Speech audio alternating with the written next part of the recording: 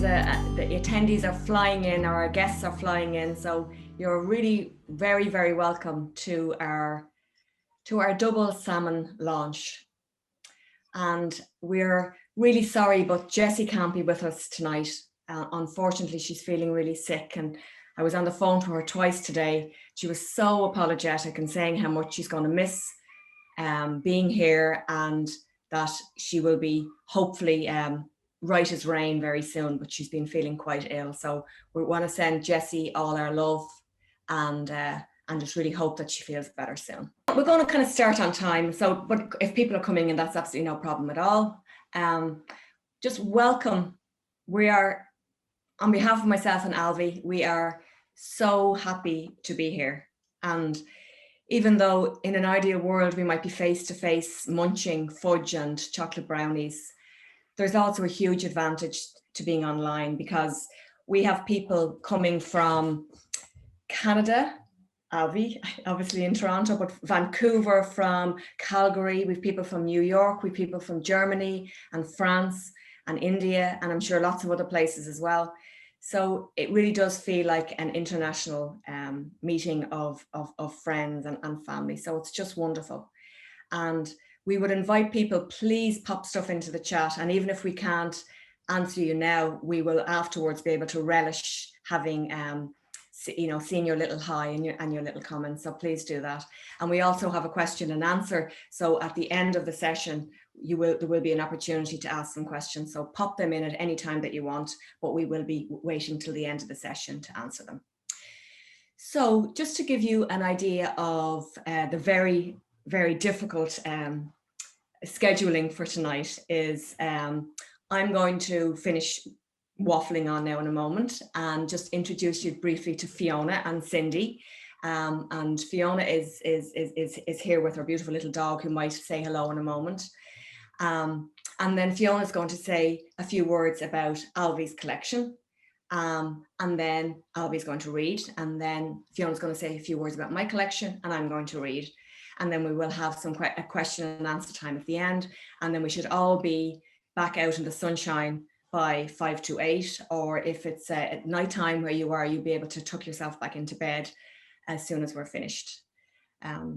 So without any further ado, I'm going to introduce you to Fiona.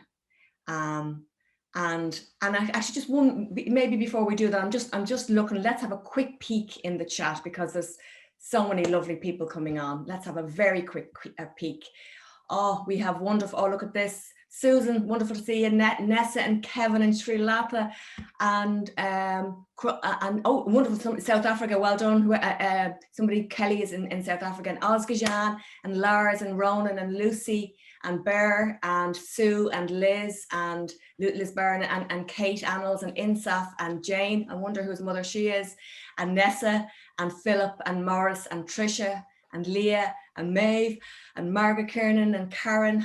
Hi, and from Maeve from Ballymoney, Maeve O'Sullivan and Lynn, oh lovely, and Masha and Rosaline and Amanda, oh this is wonderful, and Serena and Tiesco and Paul, Timony and Peace, oh wonderful, Maeve Hand and Bernadette, oh look, Claire Murphy, the excitement, and then Emer Tannam, and oh look, we have to get back to it, but we're very, very excited to see those coming in. Sorry, I forgot about my MC role there. I got very excited to see all those wonderful people. So, Fiona Bulger. We chose Fiona Bulger to introduce our collections because there's probably no one who knows and understands our work more than Fiona. She is a wonderful poet in her own right, and you'll see in the chat, Stephen is going to share her website, and we really would invite people to go and look up Fiona. And she has given our collections the kind of care and attention that only somebody who has such a deep passion and love for language does. So we are honoured, not just as a great friend of ours, but as a wonderful poet and somebody who is deeply invested in language. We invite you to chat about our collections. Well, I'm absolutely even more honoured, but I'm actually only in it for the chocolate. I love Anne and Alvy, as many of you who know me know, and I'm just completely. I was blown away when they asked me. So thank you, and it is a huge honour to be here between the pair of you today. So thank you. So I think I'm doing Alvy's first. So I first met Alvy Carragher through Dublin Writers Forum, and I can remember almost everything that Alvy brought to read at Dublin Writers Forum over so many years. Alvy does not write poems or short stories or novels. No, actually, she instead, all of a sudden, you're reading something and then you're kidnapped away to another reality. And this is what Alvy does. There's an unhomeliness at play in her writing. The familiar becomes strange through her words, and the strange is brought close to us for inspection. Alvy is an observer of life and people. And in The Men I Keep Under My Bed, she demonstrates her ability to bring us inside the world of a young woman. We can hear her breathing. We can feel her body's sensations, from sexual dissatisfaction to shriveled skin from standing in the shower too long. But this is not just an insight into the physical world of a 20-something woman living in Dublin near the Phoenix Park. Alvy has created an inner world for her character, and we are swept away into her thoughts as they move through the hard streets of Dublin to the back roads of Roscrea. When I take a man and hold him in the pillow of my body, I round some internal corner, feel my love revert to childhood. Enough! Stop, brain, stop! Alvy uses the poetic form to shift us from moment to moment as she explores the young woman's thoughts and feelings. One moment, we're in lyric flight, we're talking about the pillow of my body, and the next, Beth, our narrator, is yelling at herself. Beth claims to want a butterfly enthusiast, someone who builds intricate watches, trains themselves in the Japanese alphabet. But just when you might be thinking this is a little bit pretentious, Beth says, I suspect the reality of a Japanese writing butterfly enthusiast would involve the kind of person who alphabetizes their socks and sucks the last bit of chicken from the bone with a slurpy sound. Doesn't she sound like the kind of person that you want to spend a few hours with? Well, you know, this is the book. The voice shifts from dreaminess to self-deprecation in one line. The kind of conversationalist you would listen to all night. She lures you in, and you have a sense that there's a story, but you don't quite know what it is, and you have to keep going, keep reading, keep following the trail of those words.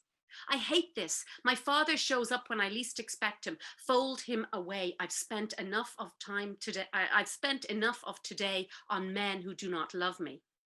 Throughout the poem, we have this experience of memories and experiences from the past pushing into the present. All times are existing in Beth's head, and the present is not so solid. This narrative is not linear and is more powerful for that.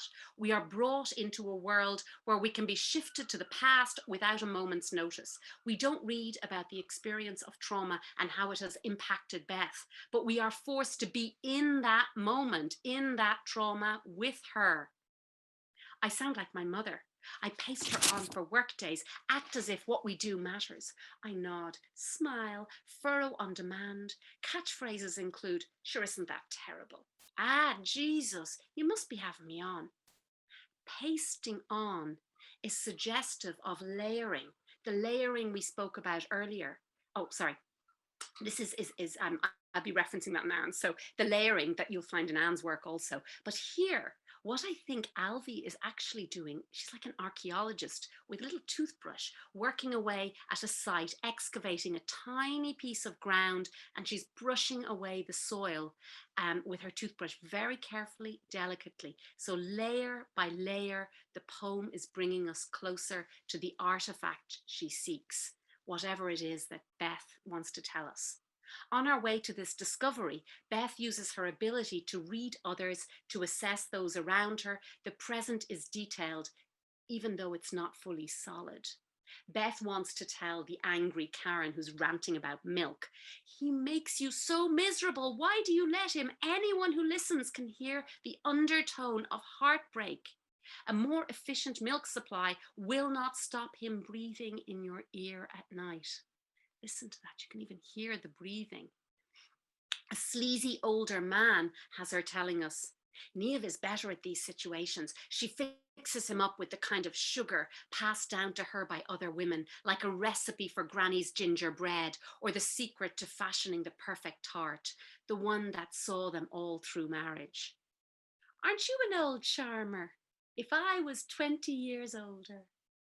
This moment sends Beth back to her grandfather with his sad eyes and his stooping shoulders, and to her father, as if no generation can kill the ghosts of the last, as if we're buried with them and their dirt is trapped between our teeth, forming the sleep in our eyes.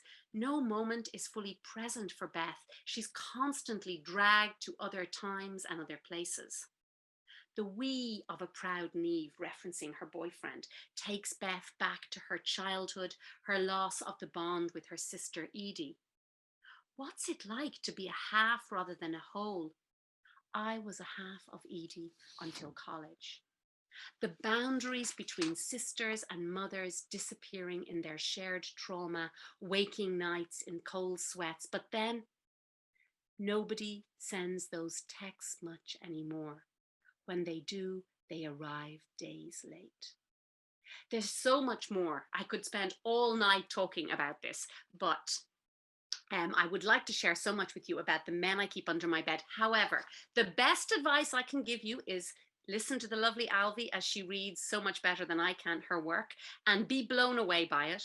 And when you've recovered, buy the book and allow yourself to be swept into the world of Beth and experience that unsettling and unhomeliness of Beth's mind, which only Alvy could possibly begin to think about conjuring. Thank you so much, Alvy, for this amazing book, and I'm really looking forward to hearing you read from it. Thank you. Thank you, Fiona. I suppose the one thing that I promised myself is not to cry so overwhelmed when you're saying all those things. I'm not even sure that most of them are deserved, but I really appreciate it. And just when Anne was reading out all the names of all, I'm trying not to look at the participants. I see them coming in, I can see the chats, but I can't even, I guess I would describe it as I've been living a patchwork existence for 4 years in this country and that, and it just, the idea that anyone would show up at all is sort of remarkable to me. And then to see all these names, and with each name, for me, there's a story and a friendship, and there's so many cups of tea I feel like I just need to have. And rather than kind of babble on incoherently with the overwhelmingness, I'm just going to start to read. I'm going to read 2 sections. So the poem is a long poem. It's a book length. It's a story. I wanted to pick things that didn't give too much away. So I picked the opening 2 pages. So if anyone has the book and likes to read as they're listening, the first pages I'll read are 11 and 12. And if you don't, that's fine too. Yeah, the first page. The only thing that maybe is good to know is that I mentioned someone called Scott Jurek, and I'm not sure how well known he is outside of people who wear lycra and run around in circles. So he's like an extreme distance runner and a vegan, and he wrote a book, and that's just who he is when you hear him, so that you don't feel left out. So out the door, down the stack of steps, September dark and streetlights lead me along the North Circular Road. Slow at first, easing myself into it, limbs stiff and dissatisfied from lack of sleep. My runners slap the pavement, 6 a.m. cars slug by in a blur of light. My breath is a cloud to run through. I argue. Part of me would like to turn around, push my key into the lock, go back indoors, melt butter into toast, brew some coffee. In that version of events, I do something wholesome, one of those activities Edie suggested, like yoga. She tutted when I told her about the running, bent over, leaning forward, tapping me on the kneecap. What about your knees? Aren't they going to hurt? I shrugged, always the shrug, the half answer to uncomfy questions. I rarely consider the fate of my knees or any of the advice Edie gives me. 2 minutes into the run, Phoenix Park sits white gates against the dark. I will myself to think like an apple, which is to grow and be and fall. I read it in some mindfulness book, that and a chapter about pretending to be a seed, but I don't feel seed-like. They're all untapped potential. That's the kind of metaphor Mrs. Ryan loved. And leaving cert English teachers' idea of poetry, then university professors go salivating over fertile pomegranates until we're all products of poor metaphorical training. A stitch develops. Nestled in my ribs, I slow focus on filling up my lungs. Half a mile into the park, the Garda barracks to my back. I take the boring road, one flat line out to the trails. I snake along the border walls, save the hills for when I'm tired, for when the effort matters. 11 minutes in, too soon to go back. When I run, I think of Scott Jurek, foot bandaged, suffering across Death Valley. I tried his technique before, shortening footsteps, increasing turnover. It felt treadmill heavy. I should stop reading about Scott. He subsists on rice balls. The length of a stride feels like my body yawning across the ground, waking itself up. The grass that lines the road is wet and leaning. It feels like rain has been and rain is coming. I wear thin gloves, an old cotton race t-shirt, bratty leggings. The t-shirt has "I've been to hell and back" scrawled across it. If rain comes, cold will crawl into my lungs, make itself at home, spend weeks escaping from my nose. That's if I don't get gutted by a deer first, splatted by a car. I always scare myself with death. So that's the first 2 pages, and she keeps on going in that manner for the first chapter or section of the poem. And the second bit that I'm going to read, Fiona actually read a little bit of it, so you might hear a bit of repetition, but it's good. It'll reinforce it, because sometimes actually when you hear things only once, I know I like to hear things twice, so I apologize to anyone who doesn't, but this is it. And I just wanted to also say that the other piece was originally published in Poetry Ireland Review, so thank you to them. And this part of this section was originally published by Flair, and I think Eamon may or may not be here, but if he is, thank you. And in it, she's just sitting at work. She's a receptionist in one of those kind of shiny corporate buildings where people have more money than sense. And it's kind of evidenced by the fact that there are 2 receptionists for one building, and the other receptionist is called Neve. So when I say the name Neve, that's just the other receptionist. So I adjust my seat, let emails flit across my screen. Spam, spam, stationary order, spam, spam. My schedule allows half an hour for this. I could slide my eyes across the orders, spend time crafting responses. Perhaps that's what all this time is for. They don't want skim readers, knee-jerk responders typing, "No problem, let me know if you need anything else." I swivel in my seat, switch on the giant plasma screen TV. People rarely watch it, but sometimes I stare at it for hours, willing the minutes to move across the screen, hoping whatever bloated politician is speaking at me will swallow time, let it sink down inside their giant mouth, tongue pushing it forward past morning air conditioning rants. It's fucking freezing in my cubicle. Would you not put the heating on? I'm sweating buckets up there. It's not even winter yet. Back and forward to the air conditioning controls, up 1 degree on floor 3 in the right-hand corner where Matilda is typing from under a pile of coats, down 2 degrees on the second floor where David's armpit secretions are affecting office productivity. Pushing further still past Neve's commentary on Emmerdale DHL delivery men talking about the weather. Time pauses briefly for Edna, the post lady, who shows us a picture of her wedding dress, says her daughter has started speaking, gives us both a smile. Don't let them get you down. Neve laughs at the idea of being down. Go away with you, sure, we've it easy. We do. By 11 a.m.'s coffee top-up, we've solved the mystery of the missing staples, placed an order for silent sellotape, or, as Karen explained, tape that shows consideration for others. We sign in a wrinkled suit. He leans in over our desk. What are 2 pretty girls like you doing in a place like this? I want to say, we're sitting. What does it look like? And you, sir, do you do much beyond leer? Do you want to hear our delicate intricacies? I know you in a way that you will never know me, because you're staring at my hair, my breasts, my eyes. You don't see my legs shake as you ask some other question. You've not heard my voice when it's pitched quiet, low. It's actual sound, not this complex girlish noise that comes out over telephones. And for you, it stands to attention around men like you. Neve is better at these situations. She fixes him up with the kind of sugar passed down to her by other women, like a recipe for Granny's gingerbread or the secret of fashioning the perfect tart, the one that saw them all through marriage. Aren't you an old charmer if I was 20 years older? That is, she says no, but keeps it harmless. She offers him the desire he wants without the humiliation he deserves. I bite my lips without the guts to do either. He has the stooped shoulders of my grandfather, old eyes. You can read twinkles into them or sad stories. Because of this, I stay silent like I do with Grandad, who walks circles through his bungalow. Sometimes he hears her in the bedroom. John, I'm listening. John, I'm watching. John, I'll always love you. Gone 3 years, how those years have changed him. Stooped over ancient mythology, drinking almond milk, he says she sends messages through a flickering light bulb. Some days he times the darkness, sends my father updates on its frequency. Then my father phones me, as if no generation can kill the ghosts of the last, as if we're all buried with them and their dirt is trapped between our teeth, forming the sleep in our eyes.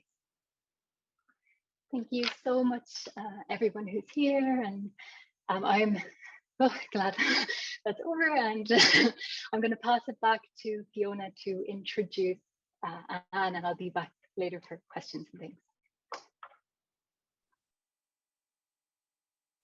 Hello, me again. Anyone who kind of knows me knows that I'm never short of something to say, and I can always talk about anything. And speaking for 5 minutes shouldn't cost me a thought, but today I have to admit that to put into 5 minutes all I wanted to say about Anne Tannam, the poet, the woman, the crone, the mother, the community builder, and the writer of this powerful new collection was a task beyond difficult. When I sought help from Anne, her suggestion was, tell them about the love. And you know, that is what I'm going to do.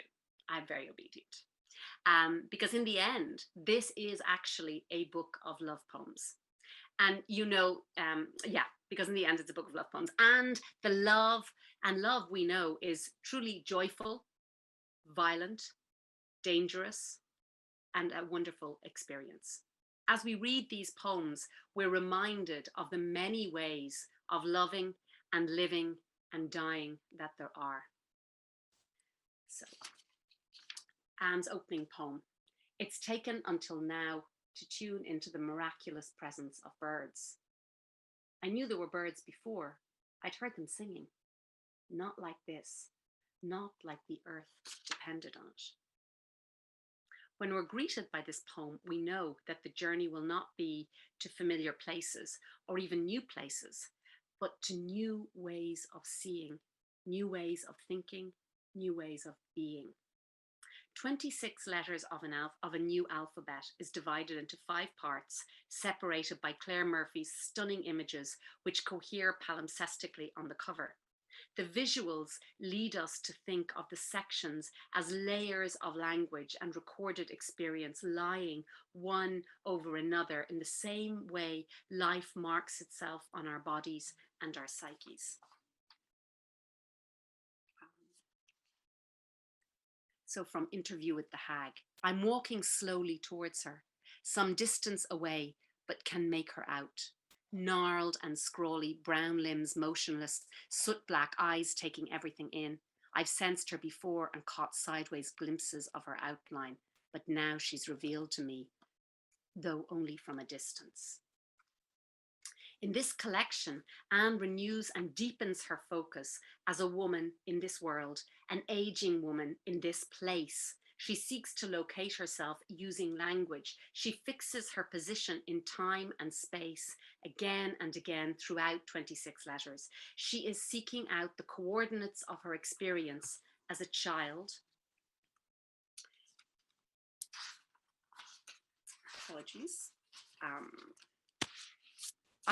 In role models, she says, I wanted that life, never the view from the kitchen. As a young woman, she describes a young woman's experience in The One That Got Away.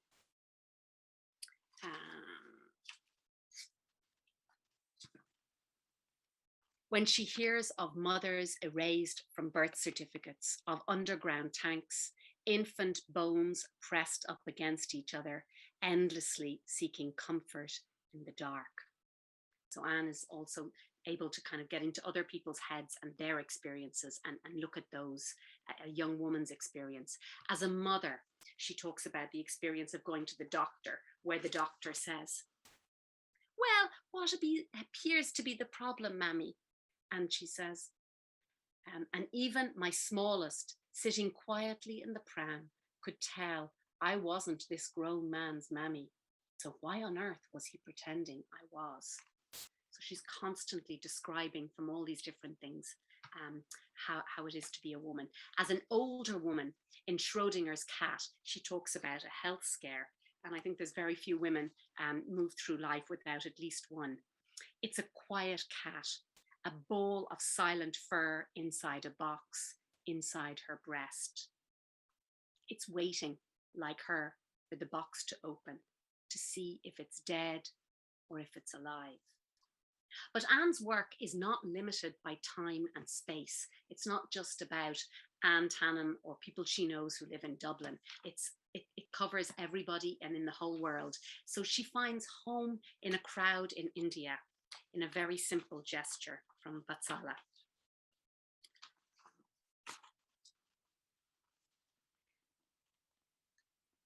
During a Hindu festival in traffic jam Chennai, the evening, an oven of noise, smell and color, crowds push in around us, almost separating us from our group.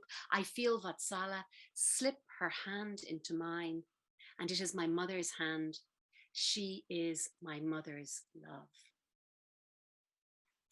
And she finds love in, I know Anne is so interested in the prehistory and bones and bodies, and in Darwinius Macile, where the rest of us would see something scientific, Anne finds love, a tiny mammal, lemur-like, suckling at its mother's breast. At 9 months, not yet fully grown, she forages for food alone. A broken wrist, partially healed, impedes her climb, but Ida is resourceful, spies beside the lake some trees, low-lying branches yielding fruit and leaves. Her lips redden, her belly fills. And we feel that love, again, for something that you would never expect to write a love poem about. It feels there's love and there's this attempt to find the coordinates of who she is. Anne shares with us her new alphabet, learned through her own living and loving, losing her parents and finding a hazelnut tree. Like the salmon of knowledge, Anne has gained wisdom from the hazel, and luckily for us, this wisdom is here for the tasting in each and every one of her poems. I'm going to give one last little quote.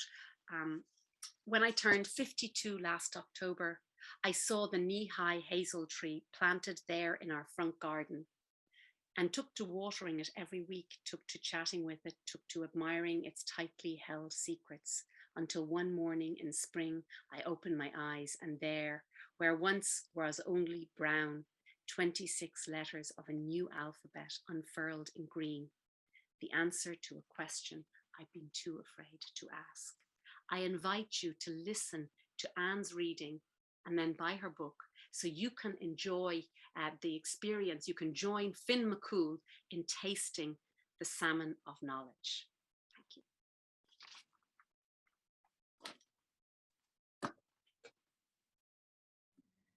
Thank you so much, Fiona. It is quite a experience hearing somebody else talk about you and your work. I'm really moved. Thank you so much. I'm just going to begin with a quote that the collection begins with, and it's from Rainier and Maria Rilke. And this quote has been with me for the last 5 or 6 years, and it really felt good and important that it began the collection. Once for each thing, just once, no more, and we too, just once, and never again. But to have been this once completely. even if only once, to have been at one with the earth seems beyond undoing. So a bit like Alvy, Fiona robbed my first poem, and I think it's fantastic. It's almost like it's in the air that these poems are kind of in the ether, and we're all pulling them. So I'm going to begin with a section of the collection that is really looking at the idea and of home and the complexity of that idea, and the sense of privilege if you have a home, and then the sense of guilt for others that don't have that. So I'm just going to read a poem that hopefully kind of just encapsulates that, and it's called Opposite and Equal Reaction. And I'm just conscious too, it's been so long that we've had real readings. I'm actually quite nervous, so take a breath. Whew. Okay. Opposite and equal reaction. When you have a home, the morning beckons. How does it feel to stand in your attic, the house quiet and sleeping around you, the open skylight an invitation to fill your lungs with sweet, clean air. Breathe and breathe until buoyant. Float easily out the window and up over the trees and houses into the colours of the early morning sky. When you lose your home, you lose the morning light. How does it feel to stand on the street, your house erased in rubble? Nothing between you and cold concrete, nothing but dirty water churning underfoot, the night air filling your raw lungs, a pinprick of darkness spreading, the sky doubled over, gasping for breath. And there are many poems, and Fiona read, the poem that Fiona read about Chennai is called The Safety of Home, and it's from that section. And so I really was trying to write the privilege and also the guilt, because I've had such an easy relationship with the concept of home. And the next poem is from another section which deals with, and again, Fiona touched on this, which deals with the experience of being a woman in Ireland. And I'm 54 now, and so I was growing up in the 1970s and the kind of Ireland that was, and the 1980s when I became a teenager and a woman, and I became a mother in the early 90s. And I look at the generation coming up now, and even though a lot of things have changed, there's still so much to be done in terms of how women move in the world and how they're seen. And so I wrote this poem. It's called A Reasonable Request, and I wrote it for an anthology called Autonomy, which came out around Repeal the 8th, and I was really pleased that it was in that anthology. A reasonable request. She is free to go anywhere she desires in the castle, except one small room. One little room off limits. That's not much to ask. Everywhere else she is free to go. Everything else is hers to enjoy. Endless rooms to decorate as she pleases. Beautiful gardens to explore with friends. See how much he is willing to give her. See how far he is willing to go. One little room, not much to ask. Never mind his terrible beard. Never mind the rest of the story. And I'm going to read Role Models, which was already, Fiona just read the end of it, but it's a poem that really was about growing up. I have 3 brothers who I adore so much, and Jared and David and Donal, my beloved brothers. But growing up in a household of all boys, how do you have a sense of who you are? So it's called Role Models. Referring to it as the job. First Dad, then my eldest brother would leave the house, head out to bandit country, where the lads at work a self-sufficient tribe of rebels, ruled their world from 8 to 5, far from the reach of bosses and wives. The crack in the depot, waiting for the work orders to be handed down. The skiving off to football matches. The slagging in the canteen. A cup or screwed carefully to the table. Its owner's priceless face when he tried to lift it up. The lads killing themselves laughing. I wanted in, wanted that life, never the view from the kitchen. And the next poem I'm going to read is from a section, and people I could see just there in the chat, we're talking about the hag. I think Ness is coming up with a great idea, and when Ness O'Mahony has a great idea, it's like, woo! But the idea of really embracing our hag and our crone. And so a very short poem, it's called Trade-Off. Awake half the night, hot flushes, the steep hormonal rise and fall I could well do without. But it's a small price to pay for this bounty. The universe leaning across the table, gesturing with both hands, eager to fill me in. And from the same section, I'm going to read a poem called Glimmer. And I wrote this poem after reading an extraordinary poem by a poet called Ada Limon called Wonder Woman. And I would recommend you all go and read that poem because it really is extraordinary. And I wrote it after that. And just to say that the journey as we're going through this poem, if those of you who have downloaded the magazine, this is the journey of the map that Alvy drew for the book. And also Claire, who did the cover. The cover is a collage of loads and loads of photographs I took around Drimna. And again, a lot of those would have been in the poem. The Japanese have a word for it, komoribi, the play of sunlight filtering through leaves. This morning, the tree outside our house is almost too beautiful to look at. The turning leaves, red berries, flickering patterns of light. On my run, my leggings waistband presses against my soft belly, reminding me to keep a steady pace. Everywhere, autumn is shimmering. The trees in Brickfield Park jog slowly past, crunch and slick of leaves underfoot, slant of light between the houses. Along the canal from Golden Bridge to Black Horse, all life contained in secret code. 7 swans preening beside a bunch of reeds. Rising heron, its wingspan measuring distance from bank to bank. A moorhen, its red, yellow-tipped beak, lime green spindle legs, its sheer moorhenness. And everywhere, evidence of our careless nature. Dog shit, cans, plastic wrappers, a wheel half covered, glints from under the bridge. It's my birthday today, and I'm on the lookout for some sign that all this multiplicity is mapping a story that's more than the sum of its moving parts.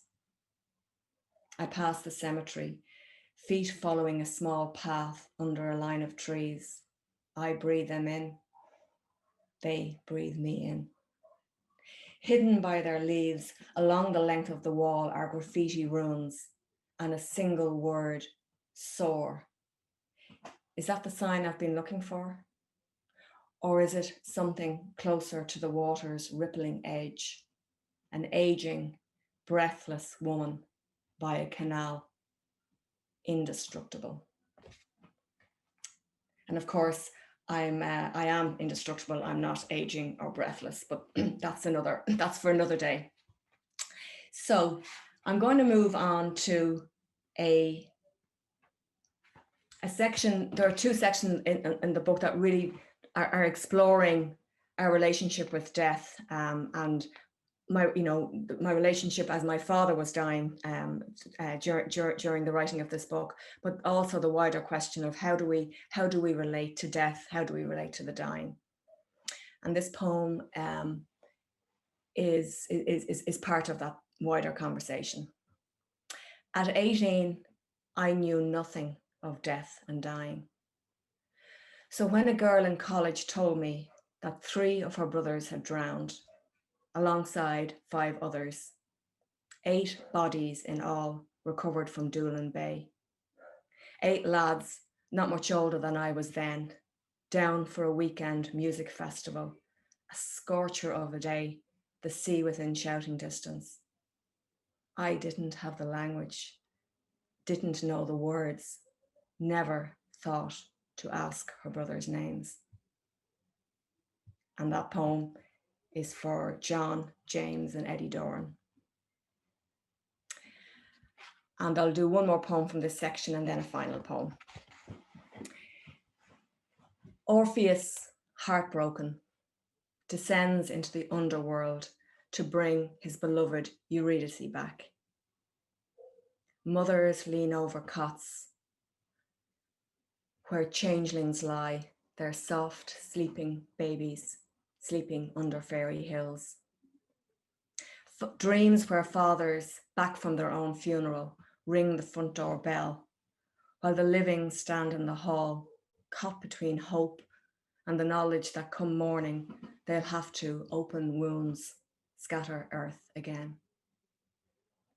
I remember in the days before you died, I thought I might ask you to stay a while longer, but in the end, such a request proved impossible, with you pulling away and me watching you leave. And I have a poem called In Conversation, which I'm not going to read. There are 3 poems in the collection called In Conversation. 2, I'm talking to my mother, who had passed already, and the last one, then I'm talking to my father, who had just died. And in it, he gives me really great advice. At the end of it, he says to me, I say to him, you know, you were a really good father. I tell you, getting up to leave. I'm starting to believe it, you say, picking up the paper again, reminding me before I go to pop my head into the kitchen and say hello to Mam, and not to go missing the wood for the trees. And so I'm remembering to write about the joy and the wonder as well, because we can't miss, in the midst of grief, it's very easy to miss that. So the final poem I'm going to read is a poem that was published in an anthology called a Purple House anthology in aid of the Purple House. And I can't quite remember the name of it, but it's edited by Tanya Farley. And it's called A Friday Night in January. When you head out, expecting nothing from the evening, cycle to a charity gig you'd reluctantly promised to go to, and finding a place on the square outside to lock your bike, you walk down basement steps, the muffled thrum of music, urgent and pulsing, pushing you through doors, into a teeming crowd, swaying in their seats, buzzing around the bar, sparking off an energy coming from a low stage where 5 members of a middle-aged band are playing like it's the last waltz, like it's their last dance before the clock strikes 12. And before you know it, you stepped off the edge, stepped into the mystery of what it means to be in Dublin on a Friday night in a basement bar in January. And much, much later, when you re-emerge, a soft rain is falling on the square, on your bike, on the swans resting on the canal bank. And on the final stretch of hushed road, an unexpected encore. A fox appears on the footpath ahead, crosses the road in front of you. The music of her movements, a song in the back of your throat, before disappearing through an open gate to silent, rapturous applause. Thank you very much. And now, what we would love is if people have any questions, if there's any questions in the question and answers, we'd like to spend maybe just 10 minutes if people would like to ask us questions, and if they wouldn't, that's absolutely fine too. There's one question there, Anne, for you, which I think you should take very seriously, from Nessa O'Mahony a while back. Yes. We need a hag anthology for poets of a certain age. Would you edit it? Well, yeah, but I'm not of that age, Nessa. I'm really sorry that the hag. I wasn't actually referring to myself. I was referring to. Okay, of course I would edit it. I would be honoured to edit it. Thank you, Nessa. And I'm very proud to be the hag. And oh, there's a title, Hagiography. I'm probably saying that wrong. We're getting people are getting carried away. So if there's any questions, anybody like to pop anything into the question and answers, we'd love to hear from you. I love this, Lynn Harden. Can we have a hoolie when this is all over? Yes, we can. We can, and we would love to. And I'm just like all of the comments. We are going to make sure that we read every single one of them. And I just see from Barbara here, she says, kudos to Salmon Poetry for supporting so many poets. And we were so sad that Jessie couldn't be here tonight, but we're also really glad that she's tucked up in bed and that she's looking after herself, and that she's already given us the support and love that we need. And we're just so thrilled to have the work out here. So if we have a question. Alvy, do you want it? We have, yeah, there's Gemma there asking, I won't use the superlative, but how do these poems arrive to you, Anne?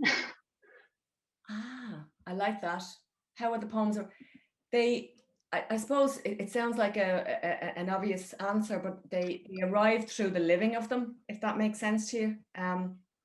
So they arrive through wherever my curiosity is taking me. So just as kind of Fiona mentioned, I've got really interested in deep time and kind of prehistory, and that was just where my curiosity took me. So it's very much an organic, kind of an intuitive process, and I hope that kind of answer makes sense.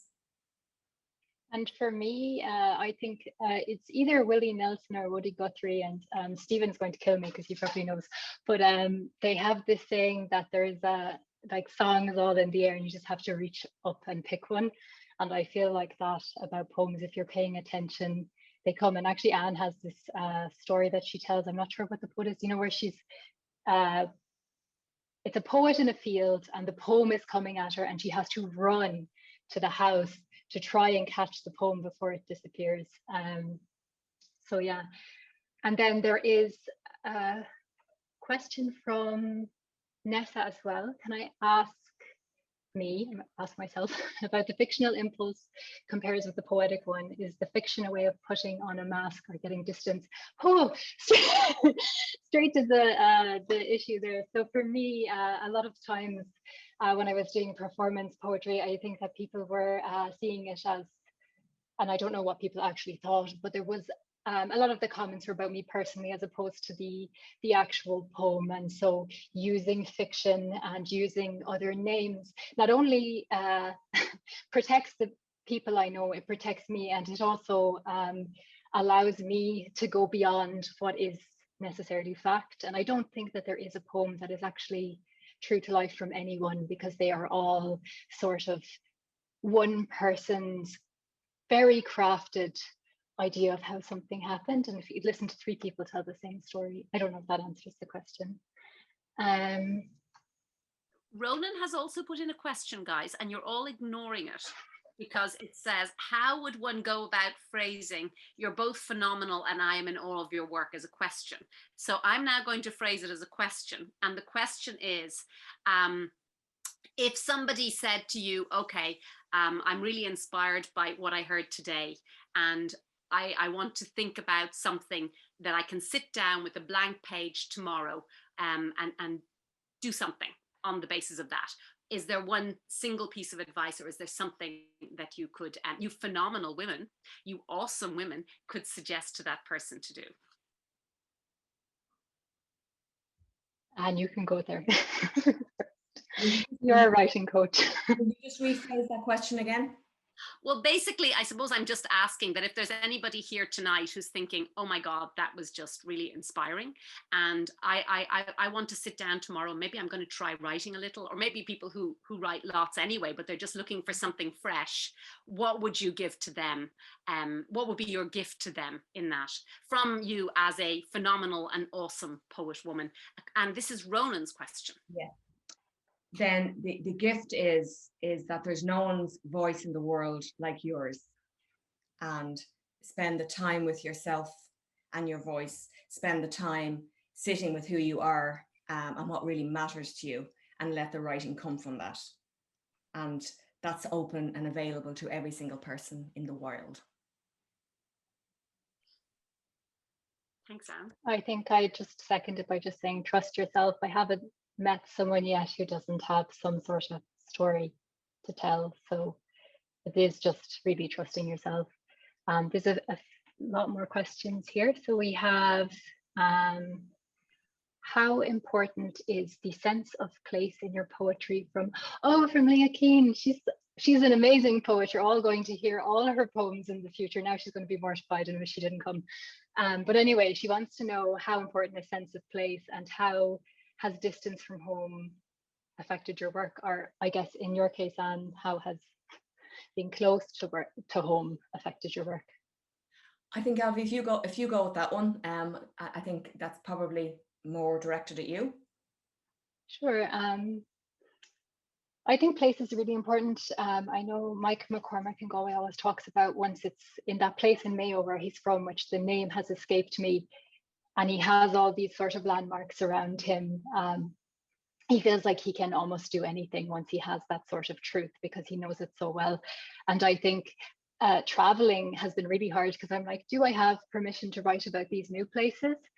And so I find myself still writing from home, and maybe there will come a time when I can feel comfortable to write something about, Toronto or something. But at the moment, I suppose, especially being stuck in the apartment for all of COVID, I feel myself going home all the time in my writing. I hope that answers it. And do you feel a different poetic energy when you are in cities, towns, villages, or the country? From Tom Gray. Oh, wonderful, Tom and Tom and Helen. Kiss, kiss, kiss. Here's the thing, Tom, and is that so many of my poems are actually rooted in the experience of city. So even though I'm writing a lot about nature, that nature is very much where I experience it in Dublin. I mean, it sounds like a cliche, but I really am a Dublin poet, in that this place, and whether it's Drimna or in fact it is really Drimna and kind of around Inchicore are those places. So that poetic energy is very much rooted in the city. What I would say just is that the poetic energy is probably different when it comes to interacting with nature, as opposed to interacting with emotions around people and stuff. There'd be very different energies there. We have another question, which is for me, for different draft from Maeve. Hi, Maeve. What was your process for drafting a book that is a poem? Did you have a plot in mind when you started writing? I would say to this, don't get me started on plots and my absolute rant that I'll go on about the publishing industry and plots and all this kind of thing. I'll just sound like a horrible person. So no, there wasn't a plot. I think anything poetic, I tend to write out of what I would describe as a vague fog. And I think, one last question from my brother to Anne. Peter says, and I think this is because he's a brother among sisters. So the view from the kitchen sink reads a bit differently to him. It's a testament to how relatable the poem is, and yet it is also deeply personal. How do you find getting this balance between being relatable and personal? Ooh, and to both of us, this is asked as well, isn't it? It's a funny thing, Peter, in that, and I can't remember who said it, but I suppose it's said by a lot of different people, is that the mad thing is that in the most specific details that we give, they become very universal. So that obviously I gave very particular details there, but people automatically are able to kind of come in and almost like a I'm thinking, you know, like a transfer nearly, kind of just put it in front of it, and that it is a real kind of a counterintuitive, is that the more personal we are with our writing, and I'm not talking about not being kind of clear about what and boundaried about what we're writing about, but the more personal we are, ironically, it becomes more universal. Alvy, what do you think? I would agree with that. And I also think we should do the questions because we promise, or the thank yous, because we promised to let everybody go home, or stay home, or go outside. Anyway, so I was once at an event where they thanked the miracle of Zoom, so we won't go quite that far, but I do want to say a few thank yous. The first, of course, is Jessie, Siobhan, and all at Salmon Poetry, who have weathered what was a tough year for everyone, but I'm sure we can all agree, particularly smaller presses, and it's just a testament to their strength, all the books coming out at the moment, and the 40-year anniversary. And they did a remarkable thing as well. I think they bribed the postman. They got my books to me on time, and in about 3 days they got them across the ocean, and before that the record was about 3 weeks. And the second thank you is to the behind the scene Murphys, who are of no relation to each other, Anne's husband Neil and my partner Stephen, and they've just been making things run smoothly, popping the links in there for everyone.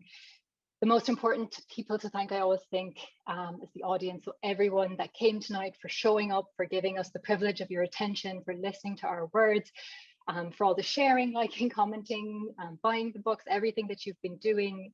This just wouldn't be possible without you. And it's impossible to go into the chat and reply to everyone, but we're so grateful. And then there's some people who deserve special mentions for their part in making the books happen. We have Jacob Stack and Claire Murphy, who did the cover art. And then we have Siobhan for doing the cover, I don't know what, the cover art, and then she did the design.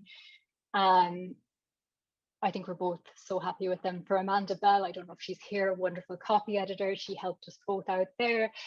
And then last but not least, certainly not least, is Fiona, who's been a close friend, as you've heard, of ours for the longest time.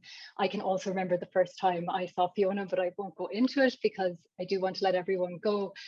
But not only is she a phenomenal poet, she's absolutely tireless in lifting up other poets and voices, and just big hugs and hearts. And thank you for all the support you've given us tonight and in our lives. And thank you, everyone.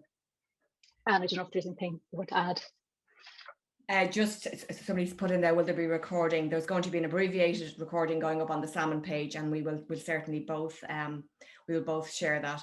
And that, you know, there's not a single comment that went in tonight that we won't get pleasure looking back over, because it will, you know, when we turn off Zoom here, there could be a feeling of, oh, like we'd all go down to the pub after this and we'd have a bit of food, you know, and so that's difficult. But the fact that we can look back and just to see all of the wonderful people who came, and it really, I think we all feel really connected into the wonderful world that is our family, friends, and poetry community. And look at that, 2 minutes to go. When we're good. Folks, thank you so much. Alvy gave the beautiful thank yous, and Fiona, is that you'd like to say? Would Cindy like to say hello to anybody before? Well, Cindy will put in an appearance. Hang on. Just let Cindy say hello, and then we can go. This is the content everyone came for. This is actually what it is. There we go.